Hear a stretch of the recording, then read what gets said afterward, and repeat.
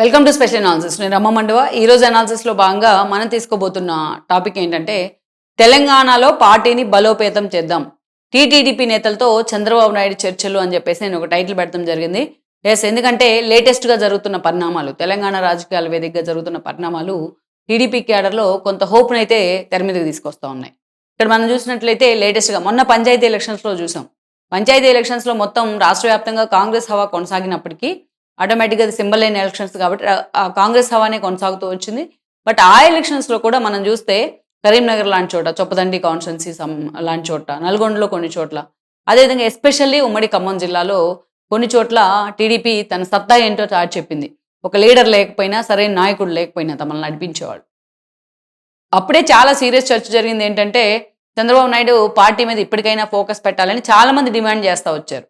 అయితే అదే సమయంలో ఈరోజు మున్సిపాలిటీ ఎలక్షన్స్, కార్పొరేషన్ ఎలక్షన్స్, ఈ ఎలక్షన్స్లో ఖమ్మంలో ప్రత్యేకంగా, అది కూడా మదిర లాంటి ఒక సాలిడ్ కాన్స్టిట్యున్సీ అది కాంగ్రెస్కు. ప్రజెంట్ బట్టి విక్రమార్క అక్కడి నుంచి ఎమ్మెల్యేగా ఉన్నారు, అదేవిధంగా ఉప ముఖ్యమంత్రిగా, మంత్రిగా కూడా ఉన్నారు. ఆయన కాన్స్టిట్యున్సీలో మదిరలోని 10వ వార్డులో బోడేపూడి రేవతి అనే ఆమె టీడీపీ జెండా ఎగరేశారు అక్కడ. ఇది చాలా సీరియస్గా చర్చనీయాంశం అవుతుంది తెలంగాణ రాజకీయాల్లో. టీడీపీ తెలంగాణను వదిలేసో, చంద్రబాబు నాయుడు దాన్ని పట్టించుకోకో, లోకేష్ లాంటి వాళ్ళకి టైం లేకో ఆ పార్టీకి నిజంగా ఈరోజు నడిపించే ఒక నేత లేకుండా పోయారు. అలాంటి పరిస్థితుల్లో కూడా ఈ రోజున ఆ పార్టీ క్యాడర్ ఆ జెండానే నమ్ముకొని ఈ స్థాయిలో ఎప్పటికప్పుడు రిజల్ట్ చూపించే ప్రయత్నం చేస్తుంది. ఇదొక్కటేనా? మనం చాలాసార్లు ఎన్నో చెప్పుకున్నాం. కేవలం పంచాయతీ ఎలక్షన్స్ లేకపోతే ఈరోజు మున్సిపాలిటీ ఎలక్షన్స్లో తన హవా చూపించడమే కాదు టీడీపీ. తెలంగాణకు సంబంధించి ఏ ఇష్యూ వచ్చినా, ఈవెన్ మనం చంద్రబాబు నాయుడు అరెస్ట్ చూసాం. ఆ రోజు ఖమ్మం లాంటి చోటు నుంచే కాదు, తెలంగాణ వ్యాప్తంగా అన్ని జిల్లాల నుంచి టీడీపీ క్యాడర్ చంద్రబాబు నాయుడు అరెస్ట్ను ఖండిస్తూ రోడ్డెక్కే ప్రయత్నం చేసింది. ఈవెన్ ఐటీ ఎంప్లాయీస్ కూడా ఫస్ట్ రోడ్డెక్కే ప్రయత్నం చేసింది తెలంగాణ నుంచే, చంద్రబాబు నాయుడు అరెస్ట్ను నిరసిస్తూ. ఇక ఆ తర్వాత మనం చూస్తే బ్రాహ్మణిని వైసీపీ క్యాడర్ టార్గెట్ చేస్తూ ఉంటే, సోషల్ మీడియాలో పనికిమాలిన పోస్టులు పెడతా ఉంటే వాళ్ళని వెంటబడి తరిమి కొట్టింది ఖమ్మంలో టీడీపీ క్యాడర్. అంతేకాదు ఇటీవల జగన్మోహన్ రెడ్డి బర్త్డే సందర్భంగా తెలంగాణ ఖమ్మంలో పార్టీ ఆఫీస్లో వైసీపీ గూండాల్లాగా వచ్చి కొంతమంది వచ్చి హడావిడి చేసే ప్రయత్నం చేస్తే, బైక్ ర్యాలీలు చేసి, అదేవిధంగా వైసీపీ జెండాలు పట్టుకుని అక్కడ హడావిడి చేసి, సెక్యూరిటీ వాళ్ళ మీద దాడి చేసి, వాళ్ళ ఫోన్ లాక్కుని ఇన్ని చేస్తే వాళ్ళని అరెస్ట్ చేసిన దాకా పోలీసులు లోకల్గా ఉన్న టీడీపీ నేతలు అతి కొద్దిమైనా సరే వాళ్ళు ధర్నా చేసి, నిరసనలు చేసి వాళ్ళని అరెస్ట్ చేయించేలాగా చేయగలిగారు.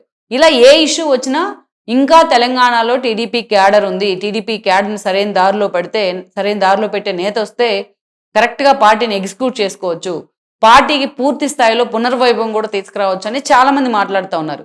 ఇలాంటి ఇష్యూ ఎప్పుడు వచ్చినా విశ్లేషకులు కూడా చాలామంది చెప్తా ఉన్నారు ఏంటంటే, అందరినీ ఆశ్చర్యపరుస్తూ ఉంటుంది టీడీపీ క్యాడర్ పనితీరు మాత్రం తెలంగాణలో. నేను చాలాసార్లు మాట్లాడుతూ ఉంటాను, తెలంగాణ టీడీపీ నేతలను చూసి ఏపీ నేతలు ఏం నేర్చుకోవాలి, తెలంగాణ టీడీపీ క్యాడర్ని చూసి ఏపీ క్యాడర్ ఏం తెలుసుకోవాలి అని చెప్పి చాలాసార్లు మాట్లాడుతూ ఉంటాం. ఎన్నోసార్లు దానికి జస్టిఫికేషన్ ఇచ్చే ప్రయత్నం చేసింది తెలంగాణ టీడీపీ క్యాడర్. సో ఈరోజు ఇలాంటి రిజల్ట్ నేతలు కూడా ఎక్స్పెక్ట్ చేసి ఉండరేమో. చాలామంది నేతలు ఎవరు కూడా వెళ్ళి ప్రచారాలు చేసో, లేకపోతే తను ప్రత్యక్షంగా నిలబడతామనో ఎవరు కూడా ఇనిషియేట్ తీసుకోలేదు. వాళ్ళే కొంతమందిని టీడీపీ ఆ జెండాను పట్టుకుని నిలబడే ప్రయత్నం చేస్తారు. అలాంటి రిజల్ట్లు వస్తూ ఉన్నాయి. సో ఇలాంటి పరిస్థితిలో ఇది చంద్రబాబు నాయుడు కూడా ఈ అంశం మీద పునరాలోచించాల్సిన టైం ఇది. నిజానికి మొన్నటి ఎన్నికల్లో సరే తెలంగాణ ఉద్యమం ఆయన్ని తెలంగాణ నుంచి పక్కకు పంపించే ప్రయత్నం చేసింది.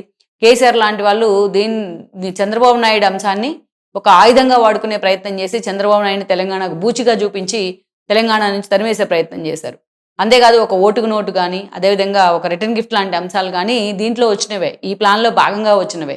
అది ఒక పద్ధతి ప్రకారం టీడీపీని ఒక ప్లాన్ ప్రకారం తెలంగాణ నుంచి పూర్తిగా చంద్రబాబు నాయుడిని కానీ వేరు చేసే ప్రయత్నం జరిగింది.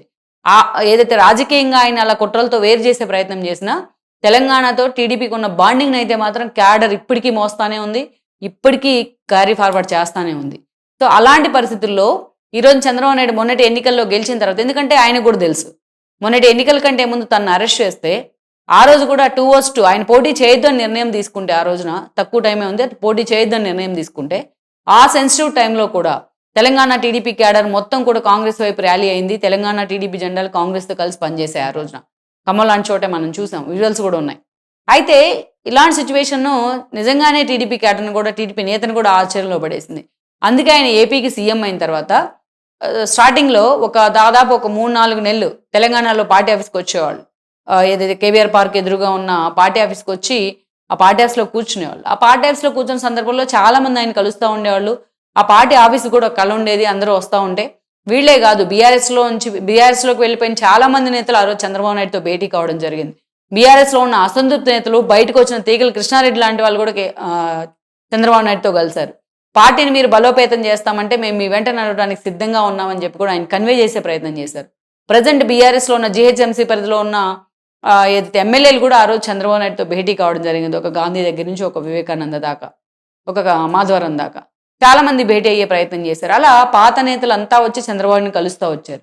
ఆ మధ్యలో పంచాయతీ ఎలక్షన్ సమయంలో కూడా తెలంగాణ నేతలు కలిశారు. చంద్రబాబు నాయుడిని బలోపేతం చేద్దామనే అంశం మీద కూడా చంద్రబాబు నాయుడు వాళ్ళు క్లారిటీ ఇచ్చే ప్రయత్నం చేశారు.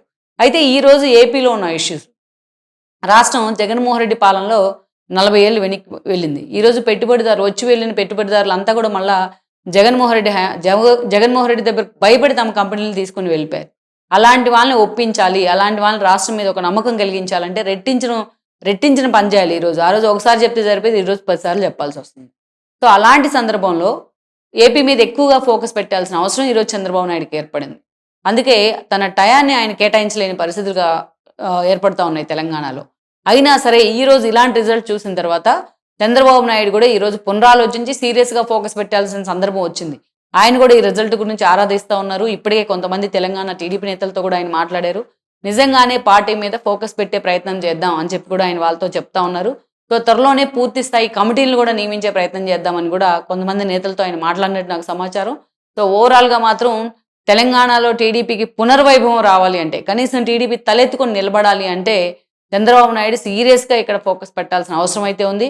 ఆ బాధ్యతలు వాళ్ళ కుటుంబ సభ్యులకు అప్పగిస్తారా, నందమూరి కుటుంబ సభ్యులకు అప్పగిస్తారా అనేది మనం పక్కన పెడితే, బట్ ఎవరో ఒకరిని పార్టీ అధ్యక్షుడిగా ప్రకటించి చంద్రబాబు నాయుడు పూర్తి స్థాయిలో తెలంగాణలో ఫోకస్ పెడితే ఇప్పుడున్న వ్యాక్యూమ్లోకి టీడీపీ రావడం ఖాయం. టీడీపీ మళ్ళా తిరిగి తెలంగాణ గడ్డ మీద పునర్వైభవాన్ని తీసుకురావడం కూడా ఖాయం.